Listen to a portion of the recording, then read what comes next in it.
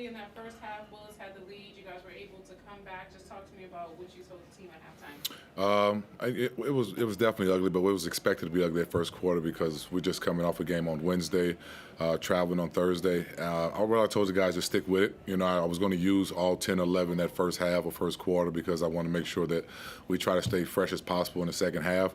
We didn't want to allow 34 points in the first quarter, but we knew that Brisbane was going to come out here fired up and ready to go. So I'm glad we were just able to sustain it and guys got their rhythm and their groove and was able to finish the game.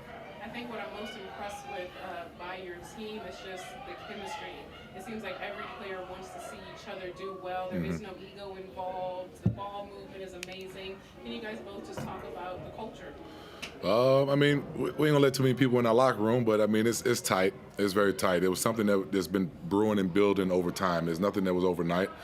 Clearly, this is probably about 90% of the team returned from last year, with a couple of great additions. But at the end of the day, these guys naturally gel together, and the way we practice, the way we connect off the court, is something that's really special as you see on the court. So anything and any adversity we go through, anything, not altercations, but anytime you see guys getting on each other, is nothing but love and respect. So it's nothing that we are down in one another. It's something that it happened over time, over practice. So it's we still working. We're still working, but it's pretty good right now. Well, Hickey, you're a true hustle player. You're going to check into the game and you're going to give some hustle plays. Got your hands on a few balls, a few steals.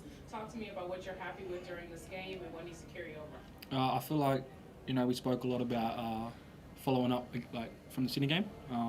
And that first quarter wasn't how we wanted to come out. I feel like once we focused inwards and sort of focused on what we need to do, I was really proud of how the boys came out and we just sort of 18 points, 16, 18, and then 18 or 16 points to finish the game in each quarter. That's a hell of an effort after giving up 34 in the first. So I'm just really proud of the guys for that and sticking with it. Thank you. That's it. Great, Chris. Oh. Sorry, Justin, I'll try not to keep you too long. But defensively, like you touched on, you didn't want to give up 34 points in the first quarter, but you only gave up 50 points for the rest of the game to a team that's been scoring 111 over their last 5 wins. Defensively is where you really got the job done.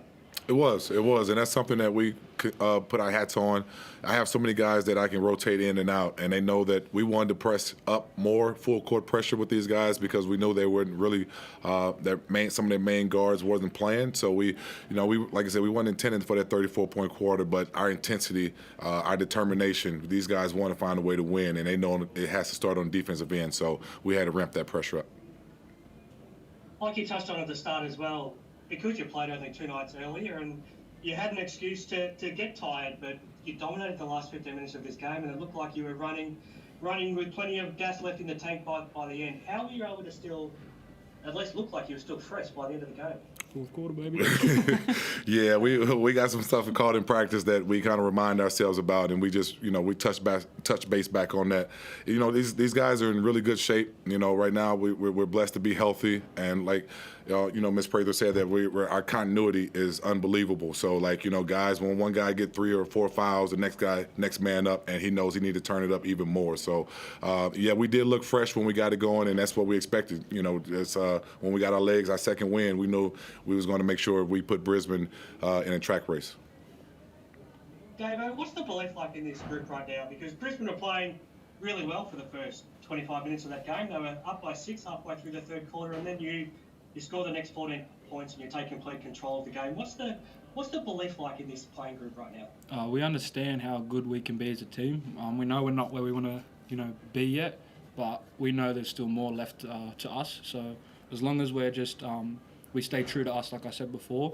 There's always this belief, and JT, he instills us with this belief. None of us really ever think we're going to lose a game, but it's just the belief in the group all up. We all know and trust the person next to us, and even myself. Going out there, the nerves sort of go away once you realise the calibre of players you got next to you and in your team. So it makes it a lot easier.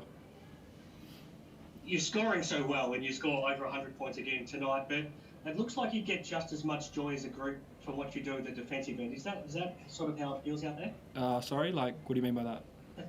It looks like defensively, it looks like it's just as important to you guys to do well defensively as it is to score points. Hell yeah, JT. Yeah, I'll mess He around. harps on about that all day at training. So like, it's definitely something that we try to take pride in, you know, and that's what I said before. Like, that's why I'm so proud of the guys. Like, we've had teams that come out and because we're on top of the ladder, they give us their best. So to keep a team like Brisbane, who have been scoring and at such a high clip, it's such a big win for us, and that's why we're all like very proud of ourselves and, you know, happy for each other too.